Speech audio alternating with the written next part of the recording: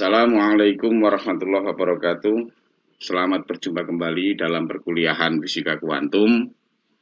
Mudah-mudahan kita tetap sehat dan tetap dalam lindungan Allah Subhanahu wa taala. Amin.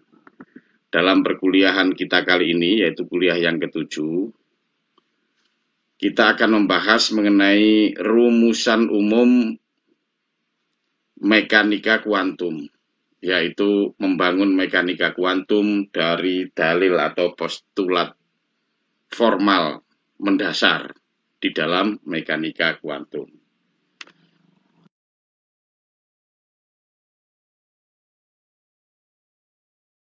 Baiklah,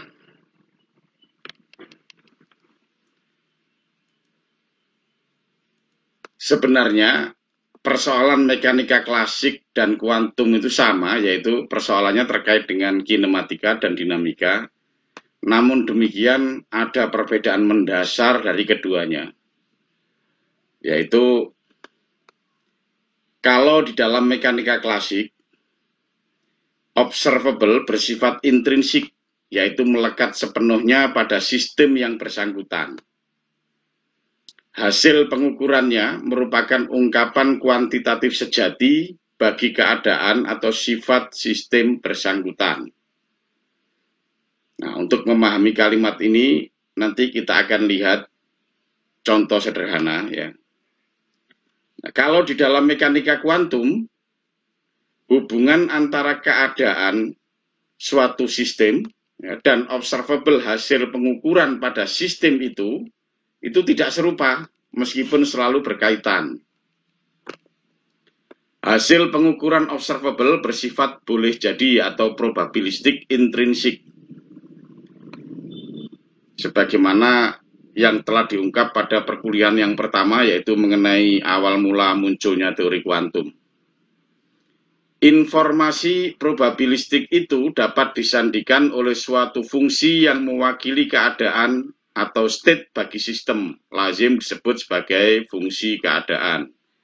Jadi misalkan ada berkas partikel yang dihalangi oleh tanggul potensial atau oleh undak potensial maupun terjebak dalam sumur potensial, kita harus mencari fungsi keadaannya dulu, yaitu harus membangun fungsi keadaannya lewat persamaan Schrödinger. Jadi persamaan Schrödinger itu adalah persamaan yang digunakan untuk mendapatkan fungsi keadaan. Ya, ketika kita dapatkan fungsi keadaan, observable-nya kita belum dapat itu sebenarnya. Jadi hanya fungsi keadaannya dulu, sesuatu yang mewakili keadaan sistem. Operasi pengukuran observable itu dinyatakan oleh operator matematis yang mewakili observable itu yang didefinisikan secara umum lepas dari keadaan sistem fisis yang ditinjau. Jadi artinya apa? Observable itu nanti diwakili oleh operator dan operator itu beroperasi pada fungsi keadaan sistem. Nah, disitulah nanti kita akan dapatkan nilai harap, yaitu hasil suatu pengukuran pada umumnya merupakan nilai ratanya lazim disebut sebagai nilai harap observable. Ya, jadi operator ini, jadi operasi pengukuran observable yang dinyatakan oleh operator matematis itu lepas dari definisi fungsi keadaannya. Ya, itu bersifat lepas karena operator ini didefinisikan secara umum untuk sistem apapun yang namanya operator P, ya seperti itu. Misalkan minus I habar DDX, itu operator momentum, sebagaimana yang dinyatakan dalam perkuliahan-perkuliahan sebelumnya. Nah, akibatnya pengertian spesifikasi keadaan suatu sistem berdasarkan nilai observable yang pasti tidak dapat dipertahankan sepenuhnya. Nah, ini tidak dapat dipertahankan sepenuhnya ini sebenarnya kita garis bawah ini. Seperti dalam rumusan klasik. Nah, sekarang kita lihat gambaran sederhana terkait dengan kalimat pada slide sebelumnya, yaitu kita akan tinjau sistem gerak untuk benda jatuh bebas. Benda jatuh bebas berarti hambatan udaranya kita abaikan. Nah, misalkan ada batu kita jatuhkan dari atas gedung atau dari atas menara itu. Ya, setinggi Z katakanlah begitu. Nah, secara klasik kita dapat mengetahui keadaan sistem ini langsung. Jadi, misalkan pada saat awal pada T0 atau pada T sama dengan 0 katakanlah begitu, posisi di atas lantai itu atau di atas gedung itu ya, di atas menara itu kita anggap sebagai posisi 0. Ya, karena dia jatuh bebas, maka kecepatan awalnya juga sama dengan 0. Maka kita dapat mentrace atau melacak ya, posisi maupun kecepatan dari batu yang jatuh itu setiap saat. Jadi misalkan pada T1 dia mencapai di sini, yaitu mencapai ketinggian atau mencapai jarak dari puncak itu Y1 dengan kecepatan V1. Ya. Kemudian pada saat T2 mencapai Z2 dengan kecepatan V2. Ya. Kemudian pada saat TI dia akan mencapai ZI dengan kecepatan VI. Tuh, itu kalau dalam klasik. Jadi observable yang terukur ya, yang besaran fisis yang terukur itu bisa didapatkan secara langsung. Misalkan Y1 V1, Y2 V2, YI VI. Kalau umumnya di dalam fisika kan VV ini kan dinyatakan sebagai momentum. Ya, jadi Y1 P1 katakanlah gitu, Y2 P2, YI PI itu dapat diukur secara langsung. Nah, sekarang ini yang dikatakan sebagai sistem observable-nya itu melekat pada sistemnya. Ya. Jadi observable-nya melekat pada sistem, itu yang dimaksud itu. Ini ya. Nah, sekarang bagaimana kalau gambaran kuantum? Nah, kalau secara kuantum, ini katakanlah ini ada dua ruang. Ruang fisis, ada ruang abstrak, yaitu ruang matematis.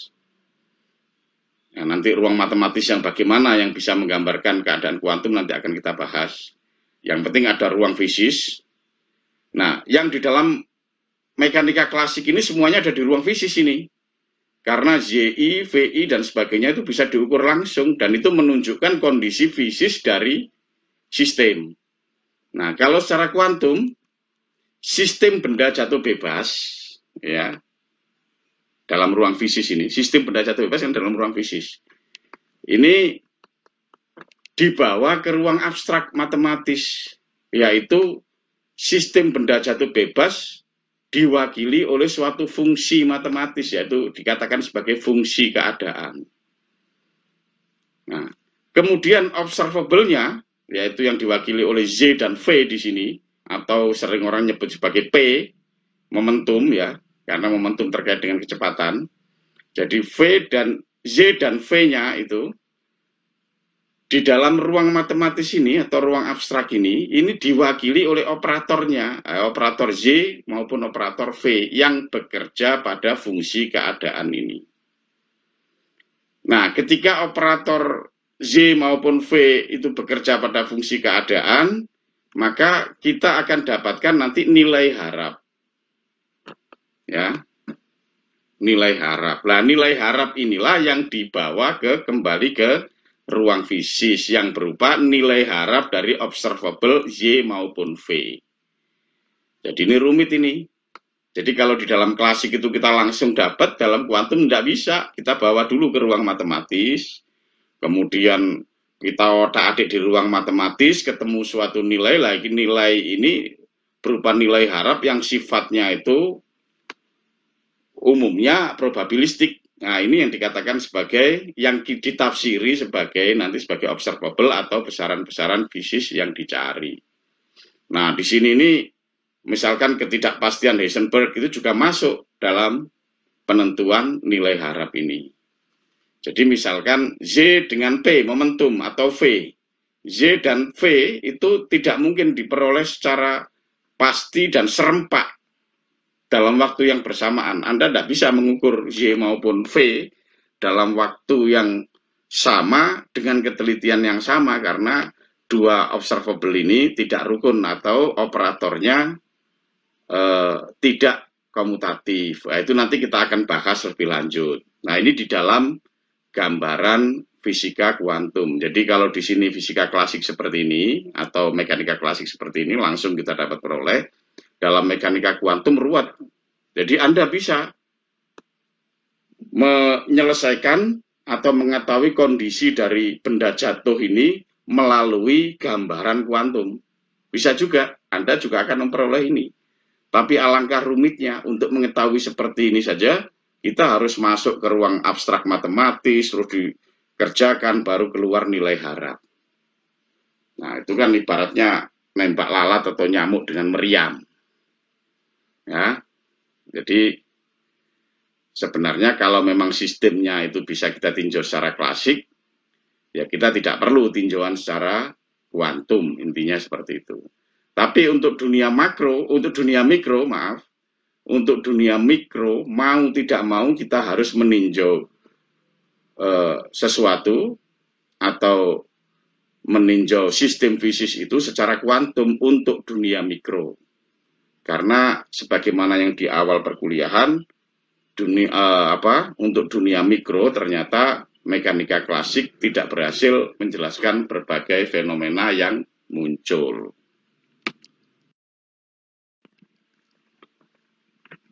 Nah, selanjutnya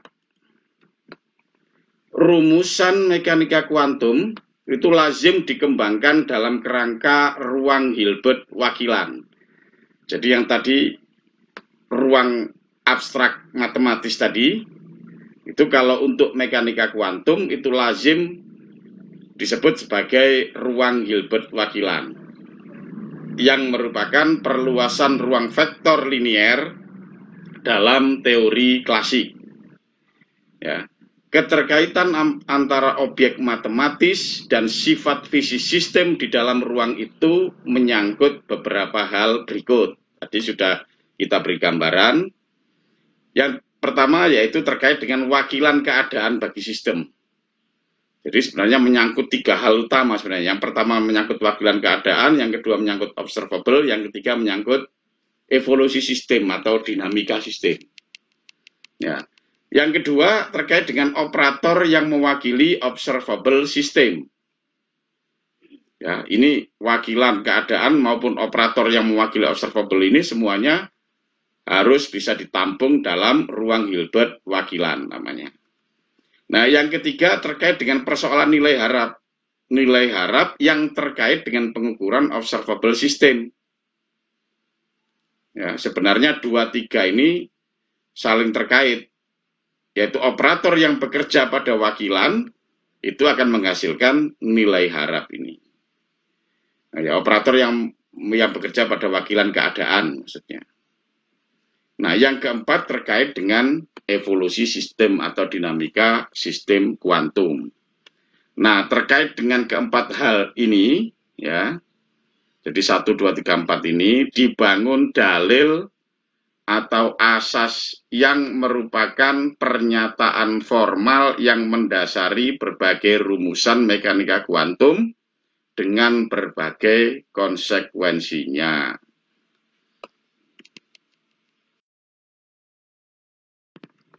Nah, selanjutnya kita akan bagi perkuliahan ke-7 ini, yaitu yang terkait dengan rumusan umum mekanika kuantum, dengan yang pertama adalah kuliah 7A, yaitu terkait dengan wakilan keadaan dan observable. Ini menyangkut asas pertama dan kedua, atau asas 1 dan 2 dalam mekanika kuantum. Baiklah, untuk asas yang pertama, yaitu terkait dengan wakilan keadaan, itu ada asas ke-1, yaitu asas pertama. Keadaan atau state bagi sistem kuantum itu diwakili oleh fungsi gelombang, si R, T, yang mengandung semua informasi bagi sistem. Maksudnya fungsi gelombang si R, T ini mengandung semua informasi yang terkait dengan sistem. Jadi sebagaimana kuliah-kuliah sebelumnya kita lihat bahwa dalam perkuliahan mekanika kuantum, langkah pertama yang kita cari adalah mencari fungsi gelombang, ya, yaitu merupakan fungsi keadaan bagi sistem. Nah, fungsi gelombang C sebagai fungsi dari R, T itu mengandung semua informasi keadaan sistem pada saat tertentu dan tidak terukur secara langsung. Ya, sebagaimana yang di dalam perkuliahan pertama, CRT itu adalah makhluk matematis, jadi tidak punya makna fisis apa-apa. Namun, kuadrat mutlak dari CRT itu dimaknai sebagai rapat peluang. Ya, misalkan rapat peluang untuk mendapatkan partikel atau mendapatkan syarah atau mendapatkan suatu sistem fisis, ya, katakanlah pada posisi R dan pada saat T.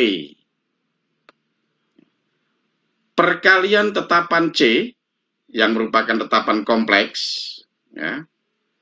Jadi karena kompleks dia bisa real maupun kompleks, ya. Dan fungsi gelombang C, jadi kalau C saya kalikan dengan C itu menggambarkan keadaan yang sama. Ya, sebagaimana vektor, kalau ada perkalian bilangan dengan vektor, itu merupakan vektor yang sama namun panjangnya berbeda. Ya. Nah, kemudian ada asas superposisi, ini sebagai tambahan, ya, melengkapi asas yang pertama. Jika C1 dan C2 adalah fungsi gelombang yang melukiskan dua keadaan yang berbeda, jadi C1 itu satu keadaan satu, C2 keadaan dua, gitu ya, bagi suatu sistem, maka untuk setiap kombinasi linearnya, jadi kombinasi linear, jadi C1, C1 plus C2, C2, itu terdapat satu keadaan yang lain bagi sistem. Jadi kalau misalnya ada dua keadaan pertama dan keadaan kedua, kalau kita gabungkan dua keadaan ini, ya, kita jumlahkan, itu menjadi keadaan yang ketiga, gitu. Ya, menjadi keadaan yang berbeda. Keadaan yang ketiga yaitu keadaan yang berbeda dengan keadaan pertama maupun keadaan yang kedua. Ini merupakan asas superposisi. Nah, asas superposisi ini juga merupakan ciri mendasar bagi vektor yang mewakili titik di dalam ruang. Karena itu sangat mungkin untuk menganggap fungsi gelombang sebagai vektor. Atau ada yang mengatakan bahwa fungsi gelombang itu merupakan pseudo vektor. Ya, di fungsi gelombang sebagai vektor. Perbedaannya, kalau vektor biasa, misalkan saya tuliskan V, vektor ya, itu hanya memerlukan 3 bilangan real untuk pemberian lengkapnya, atau deskripsinya. V ini bisa dideskripsikan oleh 3 bilangan real, yaitu V1, V2, dan V3. Yang V1, V2, dan V3 ini merupakan komponen dari vektor V. Katakanlah V1 komponen dari vektor V arah X, V2 adalah komponen dari vektor V arah Z, V3 adalah komponen vektor dari V arah Z. Jadi V1, V2, dan V3 ini dapat mendeskripsikan V secara lengkap, vektor V. Nah, sedangkan vektor fungsi gelombang C itu menghendaki himpunan tak hingga bilangan kompleks. Ya. Jadi tidak seperti vektor biasa. Kalau vektor biasa cukup 3 dan real saja bilangannya. Tapi kalau fungsi gelombang itu menghendaki himpunan tak hingga bilangan kompleks, atau menghendaki sejumlah tak hingga bilangan kompleks untuk mendeskripsikan C. Itu. Karena itu, himpunan semua fungsi gelombang bagi suatu sistem, ya, itu membentuk ruang vektor linear kompleks berdimensi tak hingga. Kalau V ini membentuk ruang vektor berdimensi berhingga. Ya, tapi kalau fungsi gelombang, ya, itu membentuk ruang vektor linear kompleks berdimensi tak hingga. Kalau V ini real saja, kalau ini kompleks berdimensi tak hingga. Lah, inilah yang nanti akan disebut sebagai ruang Hilbert.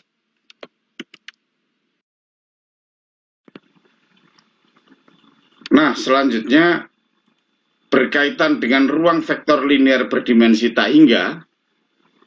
Ya, ruang vektor linear berdimensi tak hingga didefinisikan hasil kali skalar atau skalar produk bagi dua fungsi gelombang, katakanlah V dan C sebagai berikut. Jadi V dalam kurung V, C, ya, persamaan satu ini, itu didefinisikan sebagai integral V star R C R d tau. Jadi ini kalau ini tiga dimensi, ini integral ruang. Ya, jadi ini perkalian skalar didefinisikan seperti ini, perkalian skalar antara dua fungsi gelombang. Nah, alih-alih kalau perkalian skalar dari vektor biasa, misalkan vektor A itu AXI plus AYJ plus AZK, vektor B-nya BXI plus BYJ plus BZK, ya. Maka perkalian skalar antara A, vektor A dan vektor B itu sama dengan AX BX plus AYBY plus AZBZ. Nah, ini merupakan skalar. Ya, komponen vektor AX, komponen vektor BX, AY, BY, dan seterusnya, ini merupakan skalar. Makanya ditulis sama dengan S, maksudnya skalar. Nah, sekarang kalau misalkan kita buat perkalian skalar antara C, V, ya, terus kita beri tanda star di ini, pangkat star ini, yaitu merupakan kompleks konjugat dari perkalian skalar ini sama dengan integral dari C star R V R d tau, kemudian kompleks konjugatnya, nah ini sama dengan integral dari V star R C R d tau. Ya, jadi ini starnya ini karena kena star itu hilang, V-nya ini tidak ada star, menjadi ada star karena ada star ini. Ya, nah ini sama dengan jadi VC, ya, persamaan satu itu ternyata sama dengan persamaan ini. Ini kan sama ruas kanan dengan ruas kanan yang ini. Nah, jadi VC itu sama dengan C, V star persamaan 2. Ya. Intinya begini, jadi V, C itu sama dengan C, V atau dibalik, ya, yang ini jadi prefaktor, yang ini jadi postfaktor. Nah, itu. Ya. Nah, atau ini yang jadi di depan, ini jadi di belakang, ini jadi di depan, tapi harus dikasih tanda star ini. Ya. Nah, di dalam penulisan V, C, V itu disebut sebagai prefaktor. Jadi yang V ini disebut sebagai prefaktor, sementara C-nya itu sebagai postfaktor. Jadi ini, yang dalam kurung V ini, terus dibatasi oleh koma, ini adalah ruang prefaktor, yang di sini ini ruang postfaktor. Ya. Nah, sebagai catatan, ya, urutan fungsi dalam tanda integral harus diperhatikan. Ya. Jadi fungsi yang bertanda star atau sekawan kompleksnya itu harus tetap berada di depan sebelum fungsi tanpa tanda star ini. Nah, persoalan ini akan dibahas lebih lanjut dalam wakilan matriks nanti bagi fungsi gelombang di bab selanjutnya. Nah, artinya begini, ketika ini kita starkan, V star dengan star, ini berarti jadi hilang starnya, ya. Jadi V star itu starnya jadi hilang. Jadi V. Nah, kalau dia jadi V, maka posisinya tidak di depan, tapi harus pindah ke belakang seperti ini. Ya, nah sementara yang ini V tanpa tanda star karena distarkan di sini, maka VR ini menjadi V star R. Jadi karena dia ada starnya, jadi ada bintangnya itu, maka dia berada di pindah posisinya ke depan. Jadi seperti ini. Nah, jadi urutan seperti ini harus tetap dipertahankan. Jadi yang bertanda star itu ada di depan. Ya.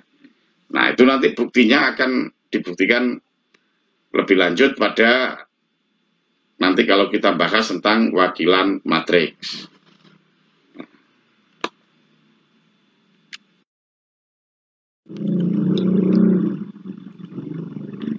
Nah, selanjutnya norma atau norm itu didefinisikan sebagai ini, psi, psi atau perkalian skalar antara psi dan psi itu sendiri.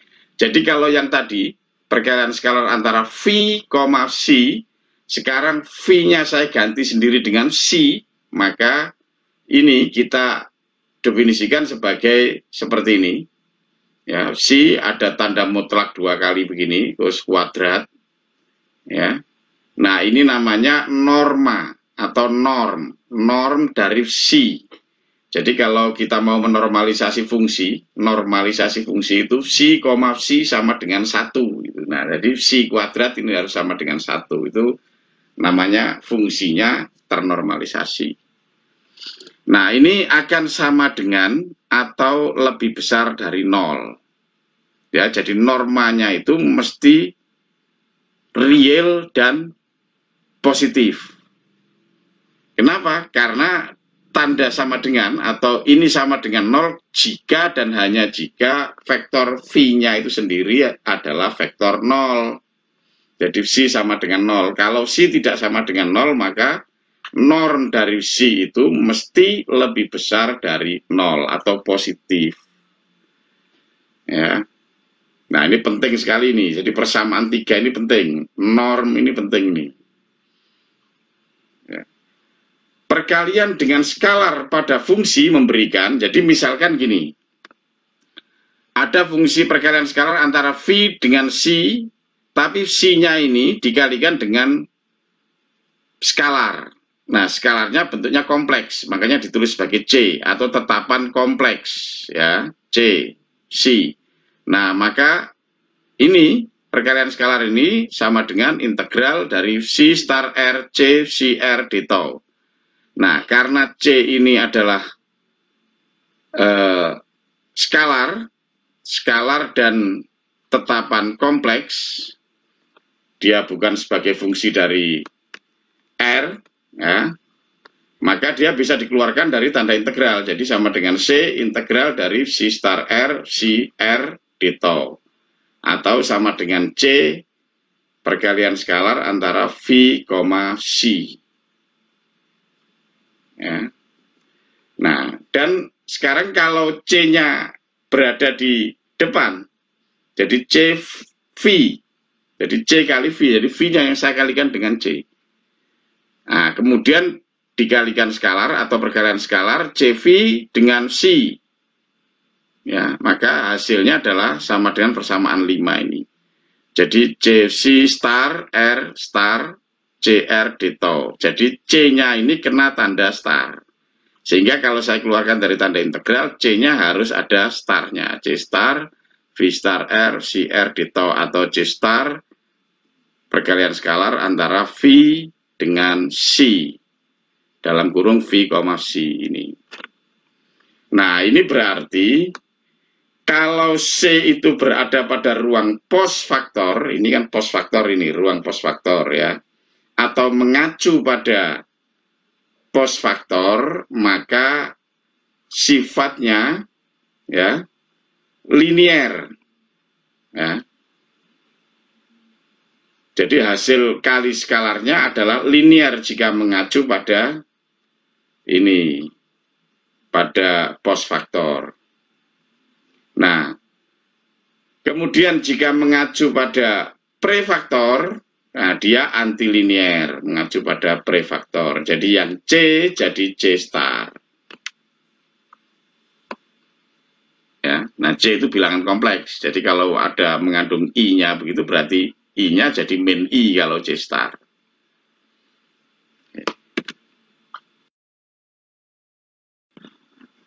Nah, selanjutnya masuk ke wakilan observable, yaitu terkait dengan asas kedua dari mekanika kuantum. Nah, asas kedua itu berbunyi atau secara tersurat dinyatakan sebagai berikut.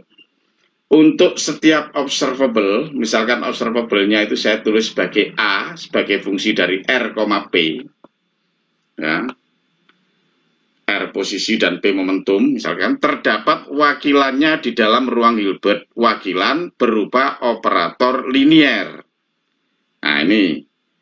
Jadi A ini observable, ini diwakili oleh operator A dalam ruang Hilbert wakilan, dalam ruang Hilbert. Ya. Jadi A yang dituliskan sebagai A, R, vektor, kemudian ada tanda topi ini menyatakan operator. Jadi tanda topi ini supaya membedakan antara A observable dengan A operator. Ya. Yang memenuhi kaitan ini.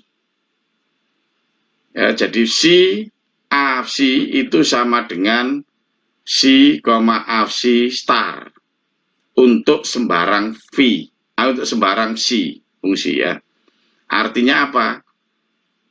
Ini kan perkalian skalar sebenarnya. Jadi C ini kalau A bekerja pada C itu merupakan fungsi yang lain. Misalkan katakanlah fungsi V. Nah, kemudian C dikalikan skalar dengan V, itu ternyata hasilnya sama dengan C dikalikan skalar dengan V, tapi kompleks konjugatnya. Artinya apa? Ini skalar sama dengan skalar yang merupakan sekawan kompleksnya atau konjugat kompleksnya, berarti perkalian skalar ini harus bernilai real.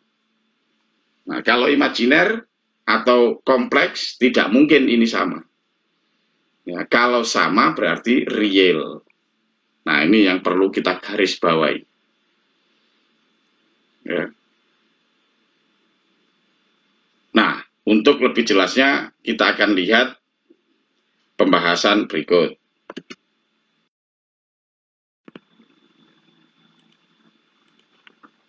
Nah, operator bekerja pada fungsi gelombang sistem dan mengubahnya menjadi fungsi gelombang yang lain.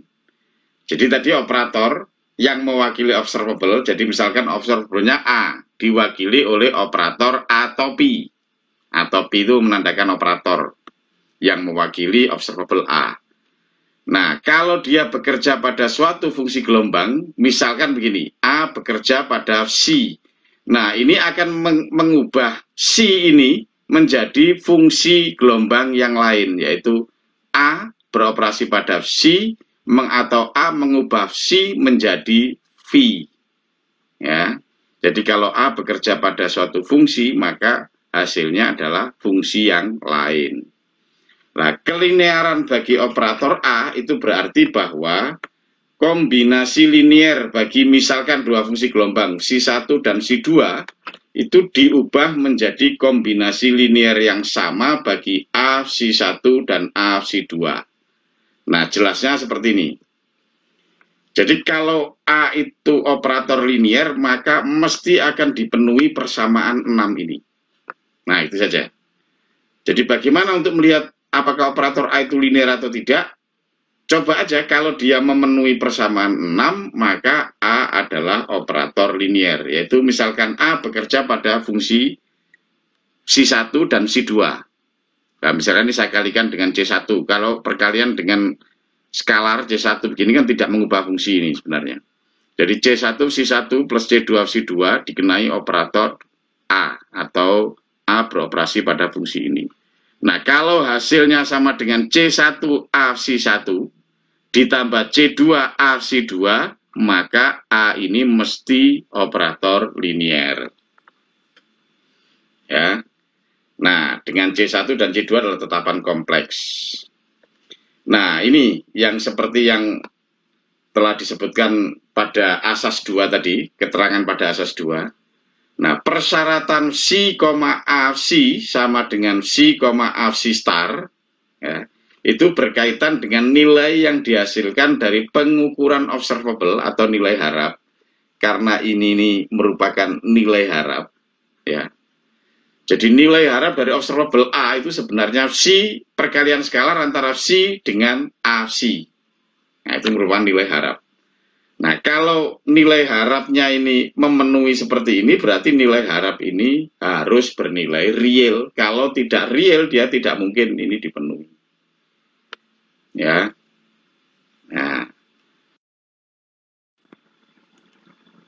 Nah, sekarang untuk memperjelas ungkapan yang telah dinyatakan dalam slide tadi, kita perhatikan contoh yang pertama, yaitu operator momentum. P sama dengan minus I bar DDX.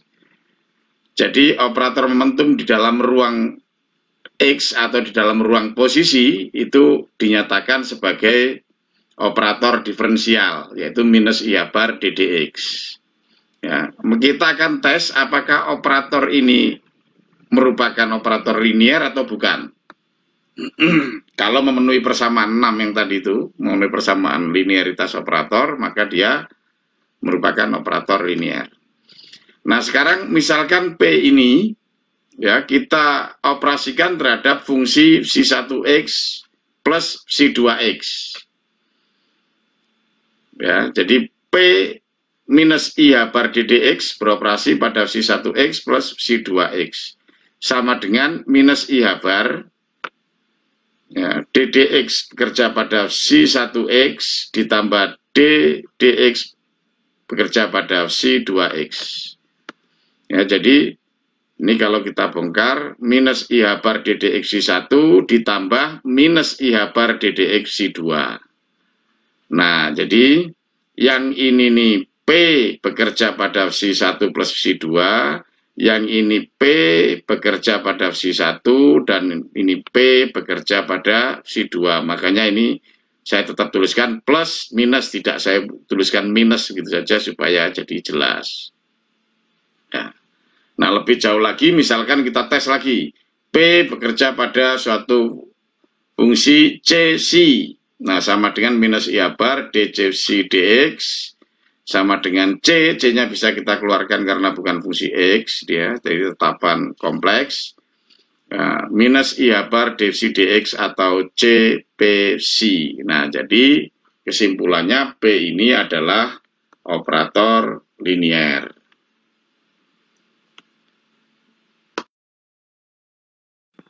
Nah, sekarang kita perhatikan contoh yang kedua. Ya. Misalkan ada operator A yang beroperasi pada psi dan menghasilkan fungsi E pangkat Cx. Jadi E pangkat Cx ini adalah fungsi yang lain. Bukan merupakan fungsi Cx ya. Nah, jadi A bekerja pada Cx menghasilkan fungsi E pangkat Cx. Nah, kemudian kita uji apakah A ini operator linier atau bukan. Nah, kalau A ini kita operasikan pada psi1x plus psi2x, kita akan dapatkan A psi1x plus psi2x, jadi akan menghasilkan E pangkat psi1x plus psi2x. Ini ternyata sama dengan E pangkat psi1x kali E pangkat psi2x. Tidak sama dengan E pangkat psi1x plus E pangkat psi2x. Ya. Nah, ini A psi1. Ya. Kemudian ini A bekerja pada psi2 atau beroperasi pada psi2. Nah, ternyata hasil operasi dari A terhadap psi1 plus psi2 ini bukan menghasilkan A psi1 plus A psi2, tapi menghasilkan A psi1 kali A psi2. Ya. Nah, karena itu A bukanlah operator linier. Ya, jadi A bukan operator linier. Nah, selanjutnya sebagai latihan, ya, diberikan operator B yang ketiga bekerja pada fungsi Cx, ya, ini kita satu dimensi saja, itu sama dengan hasilnya D Cx dx plus C, dengan C ini adalah konstanta kompleks, ya, tetapan kompleks, ya, yang tidak bergantung pada fungsi X. Nah, pertanyaannya, apakah operator B ini linier? Nah, itu pertanyaannya. Ya, ini sebagai tugas kalian. Nah, selanjutnya di dalam mekanika kuantum, ya, himpunan operator tidak selalu bersifat komutatif satu dengan lainnya. Hubungan komutasi antara dua operator, misalkan A dan B, lazim dituliskan sebagaimana persamaan 7. Jadi A, B dalam kurung siku, ya, ingat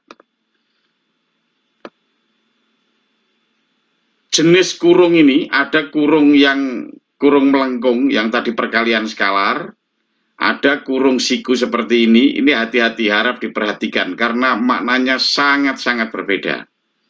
Ya, kalau dituliskan dalam bentuk kurung siku seperti ini bermakna relasi komutasi atau hubungan komutasi antara dua operator, yaitu operator A dan B. Nanti ada lagi kalau ada kurung kurawal, ya. Kalau di dalam tanda kurung kurawal itu relasi anti komutasi. Nah, jadi hati-hati dengan tanda kurung. Jadi kalau Anda menuliskan tanda kurung ini dengan kurung yang biasa begitu, seperti perkalian skalar antara V dengan C, maka salah itu, saya salahkan nanti. Ya. Nah, jadi ini kurungnya harus kurung siku. Itu didefinisikan sebagai AB minus BA. Nah, selisih AB minus BA itu disebut sebagai komutator antara A dan B. Jadi kalau A, B relasi komutasi itu sama dengan 0, itu berarti komutatif. Kalau ini sama dengan 0 kan otomatis AB sama dengan BA. Nah, itu komutatif. Kalau tidak sama dengan 0, itu tidak komutatif. Ya, ingat persamaan 8 ini. Jadi intinya, kalau komutator itu kan selisih antara AB min BA, ya, atau hasil dari relasi komutasi, itu namanya komutator. Kalau komutatornya sama dengan 0, itu berarti komutatif. Ya, artinya tidak ada komutatornya sama dengan 0, itu namanya komutatif. Kalau komutatornya itu tidak sama dengan 0 atau ada nilainya, itu berarti tidak komutatif. Ya, sebagai gambaran sederhana begini. Ini kalau bilangan biasa, perkalian antara 2 kali 3 itu mesti sama dengan 3 kali 2. Ini sama dengan 6, ini sama dengan 6. Ya. Nah, berarti ini komutatif. Karena 2 kali 3 itu sama dengan 3 kali 2. Saya bolak-balik, hasilnya sama.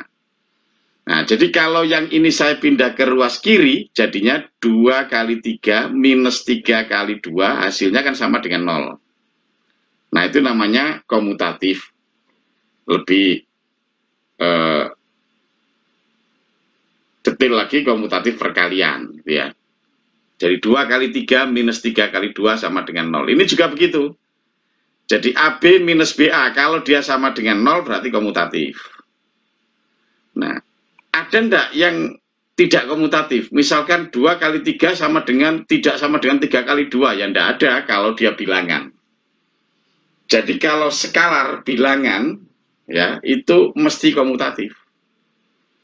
Ya, nah, karena di dalam mekanika kuantum itu himpunan operator tidak selalu bersifat komutatif, maka operator itu biasanya tidak bersifat bilangan biasa seperti ini.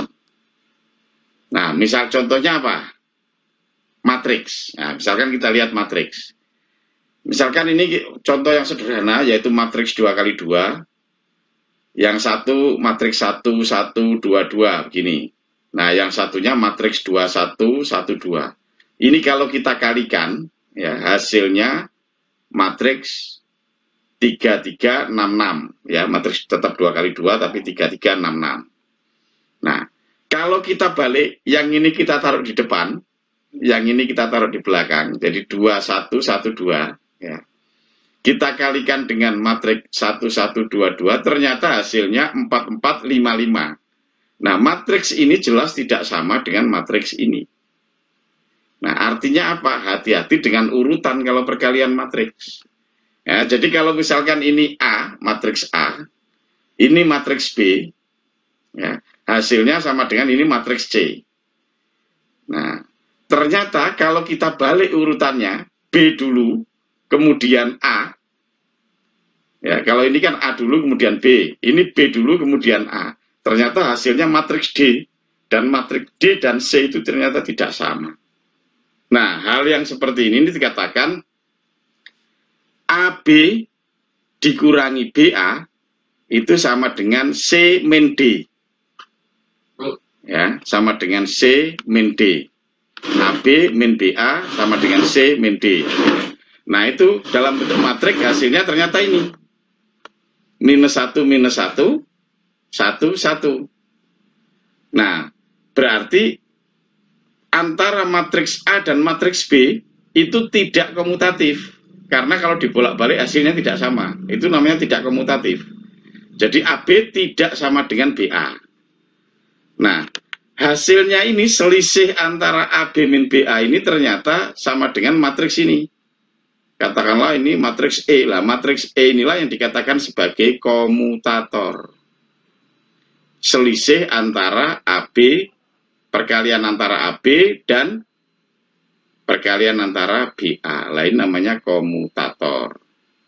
Saya harap dengan contoh yang sederhana ini atau gambaran yang sederhana ini menjadi jelas bagaimana relasi komutasi antara dua operator.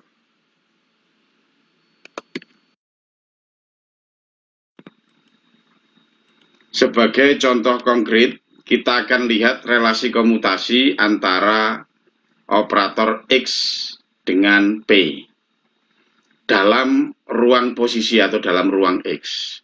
Jadi, kalau dalam ruang X, operator P dinyatakan sebagai operator diferensial minus I bar DDX, sementara operator X itu dinyatakan oleh X itu sendiri. Ya, jadi karena P itu merupakan operator diferensial, maka mestinya operator ini bekerja kalau dia dikerjakan pada suatu fungsi. Jadi, relasi komutasi antara X, P ini kita akan kerjakan pada fungsi psi. Ya.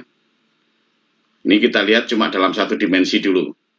Nah, ini sama dengan XP operator minus operator PX beroperasi pada psi. Ya. Nah, ini sama dengan minus I bar operator P-nya, X dpsi dx minus dx psi dx, yang kalau diturunkan terus akan menghasilkan persamaan 9. Nah, untuk lebih jelasnya atau lebih konkretnya, kita akan lihat berikut ini. Ya, jadi ini XP bekerja pada psi, jadi XP psi. Minus PX bekerja pada psi, PX psi. Ya, kita perhatikan. Nah, kemudian X seperti yang saya katakan tadi, operator X dalam ruang posisi diwakili oleh X itu sendiri. Ya. Nah, sementara operator P itu merupakan operator diferensial terhadap X. Ya, pada ruang posisi ini, pada ruang X. Jadi P-nya sama dengan minus I bar DDX, bekerja pada psi. Nah, kita lihat. Dikurangi ini, turun ya. Operator P kita ganti dengan minus I bar DDX, kemudian X psi. Jadi operator P ini di depan dari X psi, sehingga X dan psi ini semuanya terkena operasi dari operator P. Jadi dx psi. Nah, kalau ini kita uraikan, ini tetap turun ya, jadi ini. Nah, yang ini akan menjadi I bar X-nya diturunkan dulu terhadap X. Jadi psi, karena dx itu sama dengan 1, psi-nya tetap, psi, ditambah X-nya dibiarkan tetap, jadi X, dpsi dx, dpsi dx. Ya. Nah, jadinya ini. Nah, sekarang ini karena minus I bar ini adalah tetapan, jadi ini bisa kita keluarkan atau kita pindah ke posisi sebelum X itu boleh, tapi kalau antara X dengan P hati-hati ya, untuk pindah-pindah hati-hati. Kalau ini tetapan ini bisa kita pindahkan jadi minus I bar X dc dx, ya, minus, ini minus saya beri tanda biru semua, minus dari atas sampai ke bawah ini sama semua. Nah, ini minus I bar C, ini. Nah, kemudian ini kali ini menghasilkan minus I bar X dc dx. Ya. Nah, ini kalau kita keluarkan dari tanda kurung, ini min dengan min jadi plus. Ya. Jadi yang ini jadi plus ini I bar C. Yang ini dengan ini menjadi plus I bar X dc dx. Ya. Nah, ini sama ini. Jadi ini bisa kita coret ini. Jadi ini saling melenyapkan.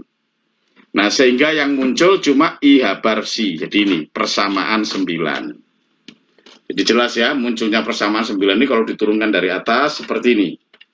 Nah, ini supaya jelas. Nah, ya. Nah, karena itu ini jangan C-nya dicoret-coret begini, jangan. Ini C-nya sama, jadi C-nya hilang. Jangan, karena ini operator atau komutator yang bekerja pada C. Ya, yang bekerja pada C. Jadi kalau tidak bekerja pada C, lain ceritanya nanti. Nah, dari persamaan 9 ini dapat dikatakan bahwa komutator atau relasi komutasi antara X, P itu menghasilkan I bar I. I di sini ini adalah operator identitas. Yang jika beroperasi pada C, hasilnya tetap fungsi itu sendiri, gitu ya. Jadi X, P sama dengan I bar C lah, ini yang dikatakan sebagai komutator. Nah, ini penting ini. Jadi X, P ini komutatornya sama dengan I bar. Orang sering menyebut I bar gitu saja, I-nya ini tidak disebut.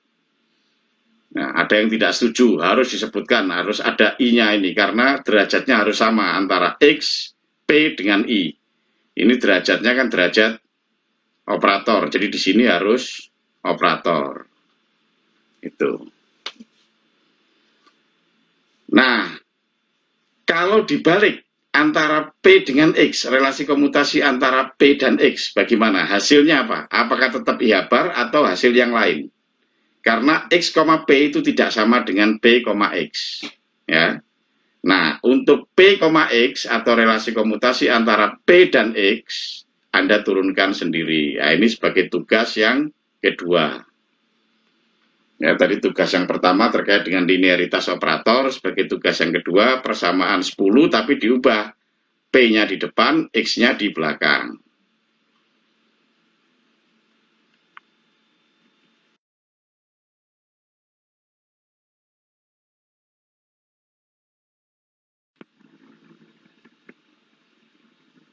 Nah, relasi yang sebelumnya, relasi komutasi pada slide sebelumnya antara X dan P bisa diperluas menjadi relasi antara XI dan PJ atau dalam 3 dimensi, yaitu X1, X2, X3 dengan P1, P2, P3. Nah, kalau XI, PJ bekerja pada C, hasilnya kira-kira apa? Nah, ini Anda bisa turunkan seperti ini. Nah, ketemunya I bar delta IJ operator C. Jadi, relasi komutasi antara XI, PJ itu hasilnya I bar delta IJ persamaan 11. Ya. Nah, dengan delta IJ adalah operator delta Kronecker, yaitu delta IJ sama dengan 0 bila I tidak sama dengan J dan sama dengan operator identitas bila I sama dengan J, persamaan 12 ini. Nah, ini sebagai soal yang ketiga. Jadi Anda turunkan XI, PJ itu hasilnya adalah I bar delta IJ persamaan 11. Ini Anda turunkan. Berikutnya, kalau misalkan ini kita buat lebih umum lagi, lebih general lagi. Kalau misalkan ada zarahnya itu atau partikelnya itu ada banyak, tidak hanya satu. Kalau tadi kan satu. Pertama untuk 1 dimensi, yang kedua untuk 3 dimensi. Nah, sekarang partikelnya banyak dan 3 dimensi. Jadi misalkan 3 kelas alfa ini, alfa dan beta itu melambangkan zarah ke alfa dan ke beta bagi sistem banyak zarah. Maka persamaan relasi komutasinya bisa diturunkan menjadi persamaan 13, yaitu X alfa I, P beta J ya sama dengan I habar delta alfa beta delta IJ. Ini sama-sama delta Kronecker, ini juga delta Kronecker, cuma indeksnya berbeda. Jadi ini kalau alfa sama dengan beta, nilainya identitas, kalau alfa tidak sama dengan beta 0, sebagaimana IJ tadi. Ya. Nah, ini persamaan yang ke-13 ini juga perlu Anda turunkan, tapi ini tidak sebagai tugas.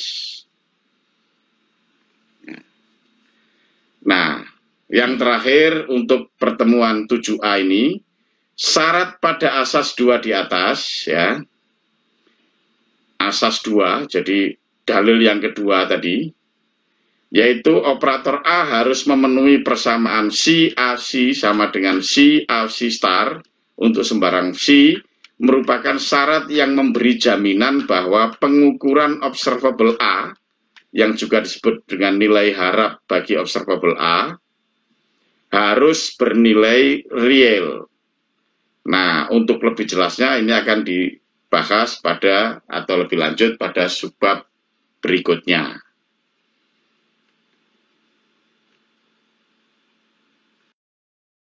Nah, demikian perkuliahan kita kali ini terkait dengan dalil atau asas-asas mekanika kuantum yang baru membahas tentang asas pertama dan asas kedua, yaitu yang terkait dengan wakilan keadaan dan wakilan observable.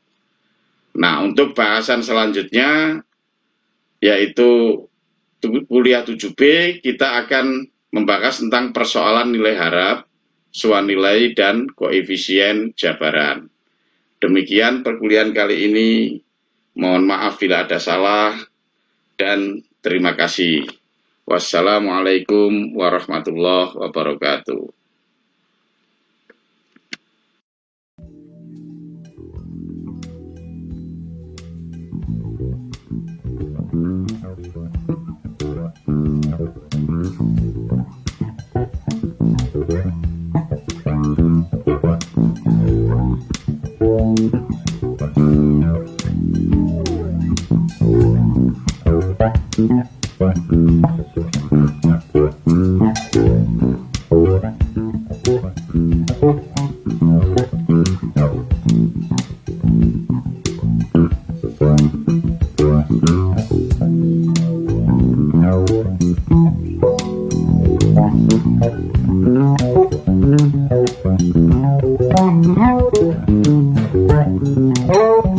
Oh,